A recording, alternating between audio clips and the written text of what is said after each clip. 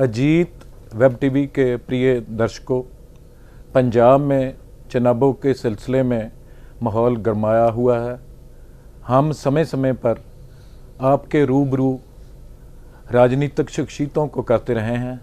इसी सिलसिले में आज हमारे अजीत भवन में दिल्ली के मुख्यमंत्री और आम आदमी पार्टी के नेशनल कन्वीनर श्री अरविंद केजरीवाल जी आए हुए हैं। अरविंद केजरीवाल जी, आपका बहुत बहुत स्वागत करते हैं हम पंजाब में अजीत भवन में। सबसे पहले मैं आपसे ये जानना चाहता हूं कि दिल्ली में आम आदमी पार्टी की सरकार को काम करते हुए 1.5 साल का समय हो गया है। इस समय में आपकी विशेष प्राप्तियां क्या रही हैं? मैं बहुत शुक्रगुजार हूं आपने ये प्रश्न पूछा।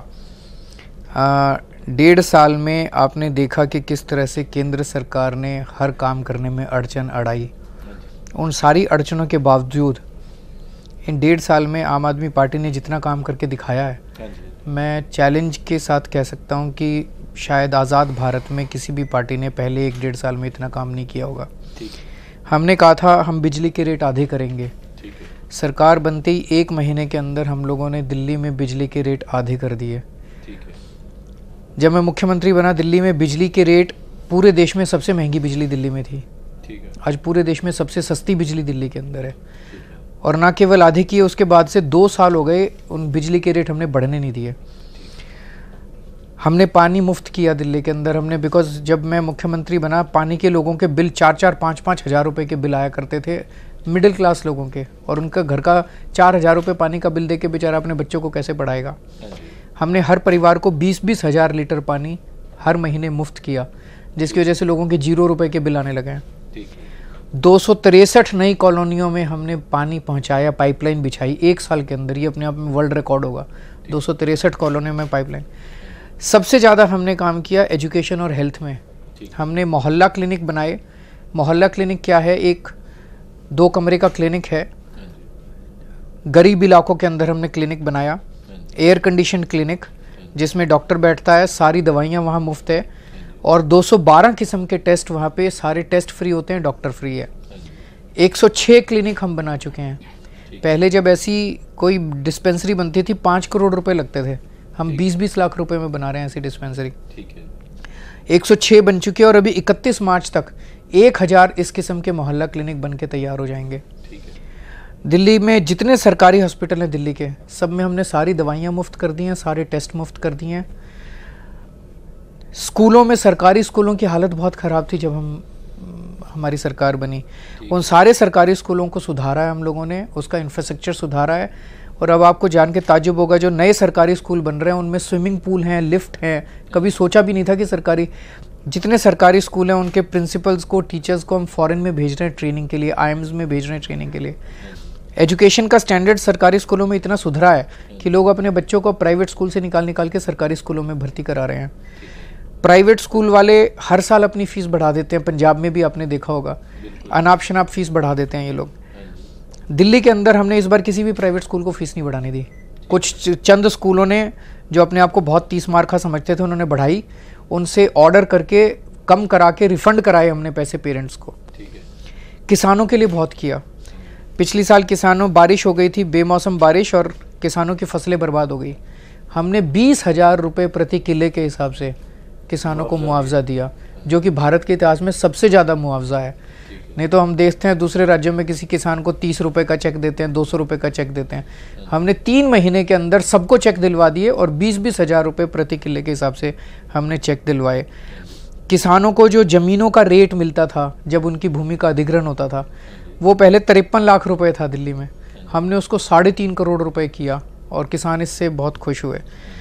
ये सारा, इतना सारा पैसा कहाँ से आया? ये पैसा आया क्योंकि हमने ईमानदारी से काम करना चालू किया, और जितने सरकारी प्रोजेक्ट्स थे उसमें पैसा बचाना चालू किया। जैसे एक मिसाल देता हूँ, पीरागढ़ी के पास फ्लाईओवर एक बना, वो 325 करोड़ का उसका सैंक्शनड कॉस्ट थी, हमने उसको 200 करोड़ में पूरा कर दिया। कभी आपने सुना नहीं होगा, 300 करोड़ की चीज़, सरकारी चीज़ बनते 1,500 करोड़ की तो बनती है, 300 करोड़ की चीज़ 200 करोड़ में बनते कभी नहीं सुनी होगी। तो 1 साल में हमने 5 फ्लाईओवर बनाए, 5 में मिला के 350 करोड़ रुपए बचा लिए हमने। तो हर सरकारी काम में पैसे बचाते जा रहे हैं। तो बहुत सारा काम किया है जी दिल्ली के अंदर हमने, डिस्पाइट ऑल प्रॉब्लम्स जो इन्होंने सेंट्रल गवर्नमेंट ने हमारे अंदर की। बड़ी अच्छी बात है। आपने बताया कि सेहत के क्षेत्र में बहुत काम किया गया है, पर दिल्ली में चिकनगुनिया या डेंगू वगैरह का अभी भी उस पर कंट्रोल नहीं पड़ा है, इसका क्या कारण है? इसका कारण ये है जी, दो चीज़ है। पहले तो चिकनगुनिया और डेंगू केवल दिल्ली की बीमारी नहीं है, पूरे देश के अंदर फैला हुआ है और मच्छर से फैलता है। इसकी दो स्टेज है, एक है कि अपने को मच्छर को कंट्रोल करना है कि मच्छर ज़्यादा पैदा ना हो, और एक बार अगर किसी को हो जाए तो फिर अस्पतालों में उसका इलाज सही हो। जो मच्छर कंट्रोल करने का काम है वो नगर निगम का है। नगर निगम दिल्ली सरकार के कंट्रोल में नहीं आते, वो अपनी इंडिपेंडेंट बॉडी है। वहाँ इस वक्त बीजेपी का राज है, बीजेपी की काउंसिल है। उनको मच्छरों का काम करना था, उन्होंने किया नहीं। मच्छर बहुत ज़्यादा हो गए, चिकनगुनिया। अस्पतालों के अंदर बेड्स की कमी नहीं थी, अस्पतालों के अंदर किसी चीज़ की, लेकिन केसेस थोड़े वो ज़्यादा हो गए। तो जैसे ही मैं सर्जरी से लौटा था अपनी, तो मैंने उनको कहा, अपने ऑफिसर्स को बुला के मैंने कहा देखो, चाहे एमसीडी का काम है चाहे किसी का काम है, मच्छरों से मर तो हम ही रहे हैं। तो मैंने कहा कि मैं फाइल पे साइन करता हूँ और तुम 300 मशीन खरीद लो फॉगिंग की।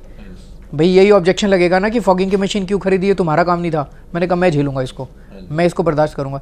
300 मशीनें मैंने 24 घंटे में खरीदवाई उनको, और मैंने कहा पूरी दिल्ली की फॉगिंग चालू कर दो। अब काफ़ी कम हो रहा है, पूरी दिल्ली की फॉगिंग हमने वॉर फुटिंग के ऊपर चालू करा दी, अब काफ़ी कम हो रहे हैं केसेस। केंद्र और आपकी सरकार में तनाव के क्या कारण है? मोदी जी मान ही नहीं रहे जी। मैं तो पिछली साल मिला था मोदी जी से अगस्त के महीने में, और मैंने उनको ये कहा था, मैंने कहा सर आप मेरे से बहुत नाराज़ रहते हो, क्या कारण है? अगर मैं कोई गलत कर रहा हूँ तो आप मेरे को बताओ, कि मैं तो आपकी बेटे की उम्र का हूँ, आप मेरे को बताओ कि ये गलत कर रहा है। मैंने कहा सर मैं आपसे पैसा नहीं मांगने आया दिल्ली के लिए, मैं आपसे ज़मीन नहीं मांगने आया, मैं एक ही चीज़ मांगने आया हूँ। मेरे को जो डे टू डे हमारे कामों में अड़चन अड़ाई जा रही है एलजी के जरिए, वो मत कीजिए। मैं आपके जितने प्रोग्राम हैं, आप कहते हो स्वच्छ इंडिया, मैंने कहा मैं दिल्ली को 2 साल में साफ़ करके दिखा दूंगा, लंदन जैसा बना दूंगा मैं, और मैं आपको क्रेडिट दूंगा सारा। आप कहते हो स्किल इंडिया, मैं दिल्ली में स्किल इंडिया करके दिखाऊंगा, आपको क्रेडिट दूंगा कि आपने मदद की थी। बस मेरे को काम करने दो, आप मेरे काम में अड़चन मत अड़ाओ। वो नहीं माने। इसका ये क्या आपको नहीं लगता कि एक तो बात ये हो सकती है कि राजनीतिक विरोध है आपका उनसे, एक पार्टी दूसरी पार्टी को बढ़ती है तो फिर विरोध होता है। हाँ, यही कारण नजर आता है। मुझे ये भी लगता है कि आपकी पार्टी बहुत जल्द में बनी, नए बहुत से लोग पार्टी में आ गए, उनको टिकट दिए गए लोगों को, ये भी संभव है कि उनके जो आचरण है वो उतने आदर्शिक ना रहे हों, इसीलिए जो आपके विधायक हैं उन पर बहुत से केस। नहीं, मैं बताता हूँ आपको, ये मैं आपकी बात से सहमत हूँ। किसी के चेहरे पे नहीं लिखा कि कोई आदमी ईमानदार है बेईमान है। जब हम टिकट देते हैं, हमारा 4-5 स्टेजेस होती हैं टिकट की स्क्रीनिंग करने की, उस आदमी का अगला पिछला सारा छानते हैं। लेकिन हो सकता है उस आदमी को ज़िंदगी में कभी मौका ही ना मिला हो करप्शन करने का, अब जब मौका मिले तो कर ले, तो पिछला तो देख लेते हैं, आगे की किसी की गारंटी नहीं है। तो हमारे यहाँ ये है कि अगर बाद में कभी कोई गड़बड़ करता है और उसका सबूत मेरे पास आता है, फिर मैं उसको 24 घंटे में नहीं छोड़ता। हमारी अकेली पार्टी है जिसने 3 मंत्रियों को अपनी कैबिनेट से निकाला, और मैंने खुद, और ऐसा नहीं कि कोई मीडिया को पता चल गया था, हमारे आसिम जो है उसको जब मैंने निकाला, मीडिया को भी नहीं पता था, विपक्ष को भी नहीं पता था। एक रिकॉर्डिंग कोई मेरे को किसी ने एसएमएस करी, मैंने वो रिकॉर्डिंग सुनी और मेरे को समझ आ गया कि ये पैसे मांग रहा है। 3 घंटे के अंदर मैंने प्रेस कॉन्फ्रेंस करके उसको, मंत्री को बाहर कर दिया। करप्शन से कॉम्प्रोमाइज़ नहीं होगा, गलत काम से कॉम्प्रोमाइज़ नहीं होगा। लेकिन जो 15 एमएलएज के ऊपर इन्होंने केस लगाए हैं वो सारे झूठे हैं जी। मैंने सारे रिकॉर्ड्स पढ़े हैं, वो राजनीतिक तौर पे उनको विक्टिमाइज़ किया जा रहा है। अगर कोई गड़बड़ काम करेगा, कल मेरा बेटा भी गड़बड़ काम करेगा, उसको मैं नहीं छोड़ूंगा। लेकिन ये जो 15 एमएलएज हैं, इनके सारे कागज़ मैंने पढ़े हैं, ये 15 एमएलएज निर्दोष हैं। केजरीवाल जी, आपका ये जो पार्लियामेंट्री सेक्रेटरी बनाए थे आपने, क्या ये कानून और संविधान की उल्लंघना नहीं है कि जब सुप्रीम कोर्ट ने कहा कि छोटे राज्यों में जो टोटल विधायक हैं उनका 10%, बड़े राज्यों में 15% उनका मिनिस्टर बनने चाहिए, तो जो सारे देश में, कल आम आदमी पार्टी की बात नहीं, सारे देश में ये सिलसिला शुरू हो गया, पंजाब में भी है, क्या ये कानून और कॉन्स्टिट्यूशन की उल्लंघना नहीं है? नहीं है, मैं आपको बताता हूँ। अगर आप इनको तनख्वाह दें या किसी तरह की फैसिलिटी दें, तब ये ऑफिस ऑफ प्रॉफिट बनता है। हमने इनको पार्लियामेंट्री सेक्रेटरी पहली बार तो क्यों बनाया है, इसको समझने की ज़रूरत है। एमएलए बन गए, अपनी अपनी विधानसभा देख रहे थे, और हमने जैसे लोगों को टिकट दिया, इनमें कई बहुत टैलेंटेड लोग हैं, इनके टैलेंट का हम इस्तेमाल करना चाहते थे। तो एक एमएलए को हमने कहा भी सरकारी स्कूलों की तेरी ड्यूटी है, तू जाया कर। वो गया 2-4 सरकारी स्कूलों में, तो सरकारी स्कूल में उन्होंने ऑब्जेक्शन कर दी कि सर आप तो फलानी जगह के एमएलए हैं, विधायक हो, आप हमारे स्कूल में क्यों आते हो। तो फिर हमने उसको पार्लियामेंट्री सेक्रेटरी एजुकेशन बनाया। कोई तनख्वाह, 1 पैसे की तनख्वाह नहीं दे रहे उसको, कोई गाड़ी नहीं दे रहे, कोई घोड़ा नहीं दे रहे, कोई घर नहीं दे रहे, कुछ नहीं दिया उसको। अपनी पेट्रोल खर्च करके रोज सवेरे सरकारी स्कूलों का राउंड लगा के आता है। जो सरकारी स्कूल में गड़बड़ मिलती है वो वहाँ से एजुकेशन मिनिस्टर हमारे मनीष सिसोदिया हैं, उनको फ़ोन कर देता है, मनीष सिसोदिया तुरंत इंस्पेक्शन करने पहुँच जाते हैं। इतना बढ़िया काम कर रहा है। इसी तरह से 3 विधायकों की ड्यूटी लगा दी, तुम अस्पताल चेक करोगे सारे। तो 21 विधायकों की अलग अलग कामों के ऊपर हमने ड्यूटी लगाई थी। कोई पैसा, एक तनख्वाह, जो ऑर्डर था उसमें लिखा था they will not be entitled to any facility or any salary from the government. So it is not an office of profit. ये केस हम जीतेंगे, ये विक्टिमाइजेशन की वजह से हमारे ऊपर केस हुआ है। सुच्चा सिंह छोटेपुर वाले मामले में हम भी और पंजाब में भी बहुत से राजनीतिक लोग ये सोचते हैं, मीडिया वाले भी, कि उसमें बहुत जल्दबाजी से फैसला लिया। मैं आपको पूरा बता देता हूँ, मैं बड़ा खुश हूँ आपने ये क्वेश्चन पूछ लिया ताकि इसका क्लैरिफिकेशन हो जाए। मैं रोज़ सुबह 9 बजे अपने घर पे बैठता हूँ, जनता दरबार लगता है, जनता आती है बिना किसी अपॉइंटमेंट के, घंटा 2 घंटा मेरे से मिलती है। पिछले 4-5 महीने से पंजाब के बहुत लोग आ रहे हैं मेरे से मिलने के लिए, मेरे घर पे दिल्ली में। जून के महीने से ये सिलसिला चालू हुआ कि कई लोगों ने आके कहना चालू किया, साहब आपके छोटेपुर जी पैसे मांग रहे हैं, ज्वाइनिंग के पैसे मांग रहे हैं, पार्टी ज्वाइन कराने के, टिकट दिलवाने के पैसे मांग रहे हैं। मैंने उनको डांट दिया, मैंने कहा सबूत लाओ। मैंने कहा सबूत लाओगे, मैं आधा घंटा भी नहीं लूँगा निकालने में, लेकिन सबूत लाओ। एक दिन एक आदमी सीडी ले आया, सबूत ले आया, उसको सुना हमने और उसमें सच था। फिर मैंने मनीष को कहा, मैंने कहा कि आप उनको बुला के, बिकॉज हम उसको अपॉर्चुनिटी देते हैं पहले कि भाई उनको क्या कहना है। उनको बुलाया, उनसे बात की, उन्होंने अपना जुर्म कबूल किया और मनीष के सामने बोला जी गलती हो गई। इसका मतलब वो एक इंसिडेंट नहीं था, जो 2 महीने से, पिछले 2 महीने से लोग मेरे पास आ रहे थे, उसके अंदर भी कुछ सच्चाई थी। सिलसिला कई दिनों से ऐसे लगता चल रहा था, इस वजह से निकाला।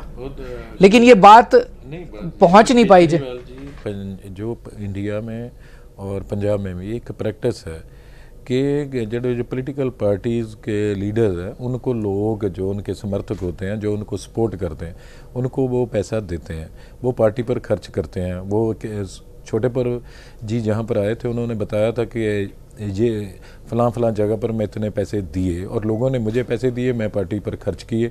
दिल्ली वालों ने मुझे पार्टी चलाने के लिए पैसा नहीं दिया। इसके बारे में आप क्या कहते हैं? नहीं, ये वो गलत बोल रहे हैं। 2 चीज़ें हैं इसमें। एक चीज़ तो ये कि ये कहना कि पार्टी चलाने के लिए पैसे दिए थे, ये नहीं था। मैंने आपको बताया कि ज्वाइनिंग के लिए पैसे मांग रहे थे, टिकटों के लिए पैसे मांग रहे थे। ये तो सरासर भ्रष्टाचार है, इसको तो बर्दाश्त नहीं किया जा सकता। मैंने आपको बताया 2 महीने से जो मेरे को शिकायतें मिल रही थी, और उसके अंदर भी उन्होंने टिकट का वादा करके पैसे लिए थे। दूसरी चीज़, अगर हम इस तरह से कैश एक्सेप्ट करना चालू कर देंगे तो फिर तो कोई अंत नहीं है ना। हिसाब कहाँ है? आपने 2 लाख रुपए 2 लाख रुपए आपसे ले लिए, 10 लाख रुपए उससे ले लिए, किसी को दे दिए। हमारी पार्टी के अंदर सारी चीज़ें चेक में ली जाती हैं, कैश में हम बिल्कुल नहीं लेते। अगर कोई कैश देता है तो उसकी रसीद काटते हैं। और आपका दान करके हमारा एक सॉफ्टवेयर ऐप है जिसको करीब 300-350 लोगों के मोबाइल के अंदर हमने डाला हुआ है। तो वो, और मैंने भी टीवी चैनलों में देखा था, 1-2 टीवी चैनल में उन्होंने कहा जी मेरे को तो पता नहीं था बैंक अकाउंट है। वो तो सिग्नेटरी हैं खुद बैंक अकाउंट के, तो उनको पता नहीं था। ये तो नहीं हो सकता जो गलत बोल रहे। छोटापुर जी बोले कि पार्टी के जो और जो ऑप्स बीरर हैं उन पर भी ऐसे दोष थे। वो सबूत दे दो जी, सबूत दो। अभी आपके चैनल के सामने मैं कह रहा हूँ सबूत दो, 24 घंटे नहीं लेंगे हम। अच्छा, जब आपने अन्ना जी के साथ आंदोलन किया था तो आप लोकायुक्त पर बहुत बल देते थे, लोकपाल पर। अब उस पर ज्यादा बल नहीं दिया? नहीं सर, हमने उसको लागू नहीं किया। दिल्ली में असेंबली में पास कर दिया, सेंटर लेके बैठा है। अच्छा, उस पर परवानगी नहीं हुई उनकी, वो इम्प्लीमेंट नहीं हो पा रहा ना। दिल्ली सरकार के कम से कम 15-16 बिल दिल्ली सरकार की एक प्रॉब्लम है कि जो भी हम लोग असेंबली में बिल पास करते हैं वो सेंटर से उसकी मंजूरी लेनी पड़ती है, फुल स्टेट नहीं है। जैसे पंजाब असेंबली जो बिल पास करती है वो लागू हो जाता है, दिल्ली असेंबली जो बिल पास करती है पर भी गवर्नर को प्रवानगी तो नहीं, गवर्नर की साइन फॉर्मेलिटी होती है, वहाँ पे उनकी अप्रूवल के, केंद्र की अप्रूवल के लिए जाता है वो, एलजी की केवल गवर्नर के थ्रू, गवर्नर के थ्रू, एलजी के थ्रू, केंद्र के पास जिस भी मिनिस्ट्री का, जैसे मान लीजिए हमने एजुकेशन का कोई बिल पास किया तो वो केंद्र सरकार की एजुकेशन मिनिस्ट्री में जाएगा। तो उसी तरह से ये वाला जन लोकपाल बिल भी जो हमने पास किया, अब ये लॉ मिनिस्ट्री में शायद पेंडिंग पड़ा हुआ है केंद्र सरकार की। ठीक है, आप पंजाब में अपनी पार्टी की चुनाव संभावनाएं कैसी देखते हैं, और जो कुछ पार्टी में यहाँ पर जो घटनाक्रम हुआ उससे पार्टी का ग्राफ कुछ नीचे आया? नहीं, मैंने अभी हम लोगों ने एक सर्वे कराया जी, पिछले हफ्ते ख़त्म हुआ है, 15-20 दिन तक चला था वो सर्वे। उस सर्वे के मुताबिक 96 सीट्स आज हमारी आ रही हैं, और 1-2 दिन के अंदर उसको हम पब्लिक भी करेंगे सर्वे की फाइंडिंग्स को। और एक्चुअली जो एक माहौल बनाया जा रहा है, कुछ लोग कह रहे हैं जी छोटेपुर छोड़ के चला गया, अब इनकी पार्टी का ग्राफ डाउन आ गया। लोगों में जाके पूछा, लोगों ने कहा जी छोटेपुर के लिए थोड़ी वोट दे रहे थे आपको, हमें तो नशा, पंजाब से नशा केवल आम आदमी पार्टी दूर कर सकती है ये भरोसा है, इसलिए आपको वोट दे रहे थे। पंजाब से भ्रष्टाचार केवल आम आदमी पार्टी दूर कर सकती है ये भरोसा है, इसलिए आपको वोट दे रहे थे। बाकी सारे मुद्दे इम्पॉर्टेंट नहीं है। ये भी लोगों से जब बात हुई, लोगों ने कहा जी थोड़ी बहुत घटनाएं घटी हैं, आपकी लड़ाई आपसी रंजिश की, हर परिवार में होता है, आप लोग आपस में संभालो, लेकिन लोगों को भरोसा है कि ये ईमानदार पार्टी है, दिल्ली के अंदर इतना काम करके दिखाया है। नशा दूर कर सकती है कोई पार्टी तो केवल आम आदमी पार्टी दूर कर सकती है, भ्रष्टाचार दूर कर सकती है, किसानों की आत्महत्या दूर कर सकती है तो आम आदमी पार्टी दूर कर सकती है। वो भरोसा बरकरार है लोगों का। केजरीवाल जी, आपकी पार्टी ने नौजवानों के लिए चोन मैनिफेस्टो जारी किया, उसके बाद किसानों के लिए चोन मैनिफेस्टो जारी किया, अब इंडस्ट्री के लिए भी आपने चोन मैनिफेस्टो जारी किया है। वो हमने उनको पढ़ा है, हमें लगता है कि जैसे दूसरी पार्टियां बढ़ा चढ़ाकर वधेरे जो वादे कर रही हैं, ऐसे ही आपकी पार्टी भी कर रही हैं, क्योंकि हम लोग पंजाब की इकॉनमी को जानते हैं। ये 1.5 लाख करोड़ का कर्जा पंजाब से हो गया है, अगर जब तक इलेक्शन होगी 2 लाख करोड़ तक पहुंच जाएगा। ऐसी स्थिति में आप जो वादे किए हैं आपकी पार्टी ने चुनावों में, अगर आप पावर में आते हो तो ये लोगों के साथ जो वादे किए हैं वो कैसे पूरे होंगे? सर, एक एक वादा पूरा होगा। दिल्ली के अंदर जो हमने मैनिफेस्टो बनाया था, जब मैनिफेस्टो बनाया था उस वक्त भी लोग इसी तरह की बात करते थे। मैंने कहा था बिजली के रेट आधे करेंगे, सारी पार्टियों ने मेरा मजाक उड़ाया था, केजरीवाल झूठ बोल रहा है, केजरीवाल मजाक कर रहा है। हमने कहा था पानी मुफ्त करेंगे, तो पार्टियों ने कहा था ये जल बोर्ड को बिठा देगा, इसको इकोनॉमिक्स नहीं आती, इसको जल बोर्ड चलाना नहीं आता, सरकार चलानी नहीं आती, और पूरी दिल्ली सरकार बैठ जाएगी। आज मैं आपको बता दूं, दिल्ली जल बोर्ड में 20-20 हज़ार लीटर पानी हर परिवार को हर महीने मुफ्त मिल रहा है। उसके हिसाब से तो हमारा रेवेन्यू घटना चाहिए था। साल के अंत में 176 करोड़ रुपए का एक्स्ट्रा रेवेन्यू हम लोगों ने कलेक्ट किया है। क्यों? जल बोर्ड के अंदर का भ्रष्टाचार खत्म कर दिया। ये जितना पैसा है ना सर, मैं तो बहुत छोटा उम्र में, अनुभव ही मेरा बहुत कम है, लेकिन मेरा अनुभव ये बताता है सरकार में पैसे की कमी नहीं है, नीयत की कमी है। अच्छी नीयत वाले लोग आते हैं। जो पंजाब की हालत बहुत ज़्यादा बुरी है, पंजाब की हालत बहुत ज़्यादा बुरी है। मुझे लगता है 1-2 साल लगेंगे पंजाब की इकोनॉमी को ट्रैक पे लाने में, लेकिन जितने वादे किए हैं हमने, एक एक चीज़ को बहुत डिटेल में सोच समझ के इंडस्ट्री मैनिफेस्टो बना, कई रातें लगाई हैं हम लोगों ने, ऐसे ही बैठ के किसी ने नहीं बनाया, 1-2 लोगों ने। किसान मैनिफेस्टो बना, जब हमने कहा कि हम कर्जा माफ़ करेंगे, कैसे करेंगे, हमने बहुत डिटेल में उसको वर्कआउट किया कि बैंकों के साथ बैठेंगे, बैंकों के साथ उसको 10-15 साल 20 साल का इंस्टॉलमेंट लेंगे, इतनी पैसे हर साल पंजाब सरकार दे सकती है, नहीं दे सकती है, बहुत डिटेल में हमने वर्कआउट किया। यूथ का मैनिफेस्टो, तो नशा कैसे दूर करना है, 1 महीने के अंदर नशे की सप्लाई बंद करेंगे। 6 महीने के अंदर फिर जो लड़के नशा कर रहे हैं वो एक तरह से पेशेंट बन गए हैं, मरीज हैं वो, उनको रिहैबिलिटेशन करना पड़ेगा, और वो 6 महीने लगेंगे उसके अंदर रिहैबिलिटेशन करने में। तो वो पूरा हमने ब्लूप्रिंट तैयार किया है। भ्रष्टाचार कैसे दूर करना है, इसका पूरा ब्लूप्रिंट हम लोगों ने तैयार किया। अब आप चुनाव में उतर चुके हैं, हम ये जानना चाहते हैं आपके जो पार्टी के चुनाव मुद्दे क्या क्या होंगे? आप सर, सबसे बड़ा मुद्दा तो नशा है। नशा दूर करना है अपने को, पंजाब की खुशहाली वापस लानी है। पूरा पंजाब नशे में डूबा है, कई कई लोगों के घरों में पता नहीं कितनी मौतें हो गई हैं। नशा दूर करने का सबसे बड़ा इम्पॉर्टेंट चीज़ है, नशे के धंधे के अंदर पंजाब के सबसे पावरफुल पॉलिटिशियंस इन्वॉल्व हैं। जब तक उनके खिलाफ सख्त एक्शन नहीं होगा, नशे की सप्लाई बंद नहीं हो सकती। वो केवल आम आदमी पार्टी कर सकती है। भ्रष्टाचार सबसे बड़ा मुद्दा है। आज इंडस्ट्री उठ के क्यों जा रही है? भ्रष्टाचार की वजह से। मैं कल लुधियाना में जब हमने ये मैनिफेस्टो जारी किया, एक कोई आया मेरे पास, स्टेज पे आ गया, कहता जी एक ब्रेड की फैक्ट्री है हमारे इलाके में। कहता है एक पैकेट ब्रेड का बाहर जाता है, उसके ऊपर पॉलिटिशियंस का पैसा बंधा हुआ है। नाम तो आप सब जानते ही हैं उनका। जब तक उनका उतना 2 रुपये 3 रुपये पर पैकेट नहीं पहुंच जाए, बाहर नहीं जा सकता। कुछ इंडस्ट्रियलिस्ट ने बताया जी उन्होंने हमारे गेट के ऊपर आदमी बिठा रखा है, जितने ट्रक जाते हैं पर ट्रक उनको पैसे देने पड़ते हैं। लोग छोड़ के जा रहे हैं। इस तरह से धंधा चल नहीं सकता सर। तो करप्शन दूर करेंगे, नशा सबसे बड़ा इंपॉर्टेंट है, किसानी सबसे इंपॉर्टेंट है। किसानों के कर्जे माफ़ करेंगे, उसी की वजह से लोग बेहाल हैं और वो मौतें हो रही हैं। किसानों के कर्जे माफ़ करेंगे। किसानों की अगर फसलें बर्बाद होती है, उनको 20,000 रुपये एकड़ जैसे हमने दिल्ली में दिया था, यहाँ भी मुआवजा देंगे।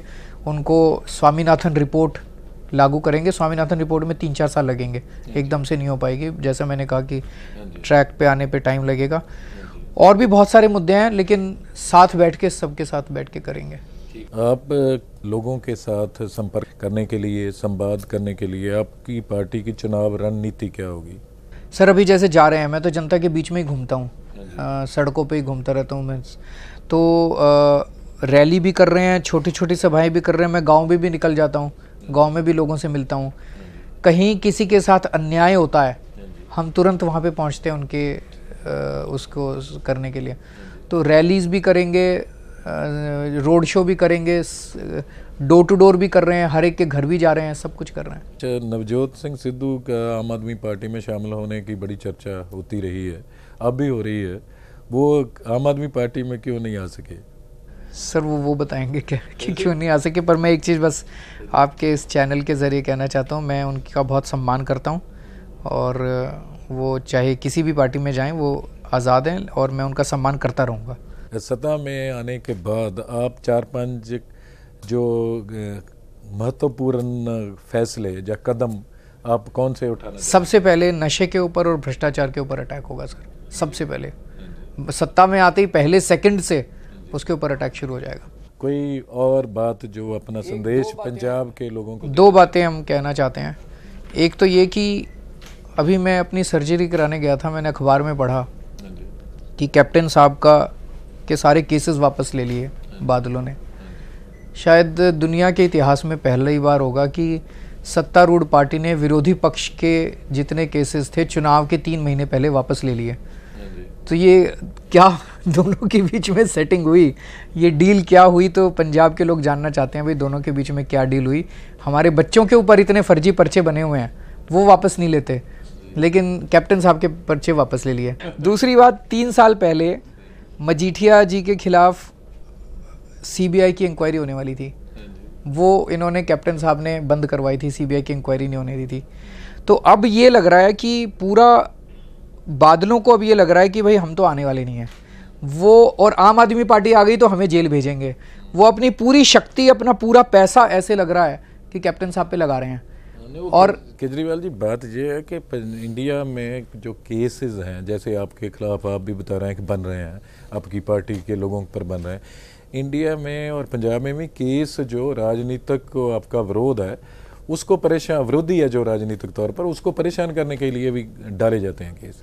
तो जब चलते रहते हैं, सालों दर चलते अच्छा, हैं, मजीठिए के कुछ आता नहीं तो फिर केस वापस हो जाता है। ये भी एक कारण हो सकता है। नहीं, ये तो सब लोग कह रहे हैं कि विजिलेंस ने एक बारी उनसे जांच भी नहीं की, पड़ताल भी नहीं की केस की, और केस पहले लगाया और फिर वापस ले लिया। तो ऑब्वियसली दोनों के बीच में तो ये तो सब लोग देख रहे हैं कि दोनों के बीच में ये अंडरस्टैंडिंग हुई है कि बादल पूरी कोशिश करेंगे कैप्टन साहब के ऊपर दांव लगाने की, कि इस उम्मीद में कि अगर कैप्टन साहब की सरकार बनती है तो वो मजीठिए साहब को और बाकी सब लोगों का धंधा चलता रहे, नशा चलता रहे और नशा वो उसके ऊपर कोई एक्शन कार्रवाई ना हो।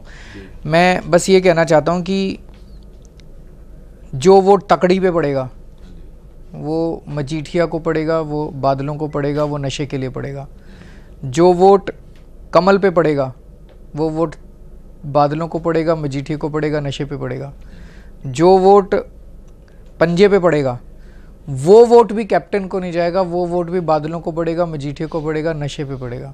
जो वोट झाड़ू पे पड़ेगा वो नशा मुक्त पंजाब के लिए पड़ेगा, भ्रष्टाचार मुक्त पंजाब के लिए। और अंत में मैं बस इतना आपके सारे दर्शकों को कहना चाहता हूँ कि हमारे पास चुनाव लड़ने के लिए पैसा नहीं है बिल्कुल। 1.5 साल हो गए हमें सरकार चलाते चलाते। दिल्ली का 40,000 करोड़ का बजट होता है सालाना।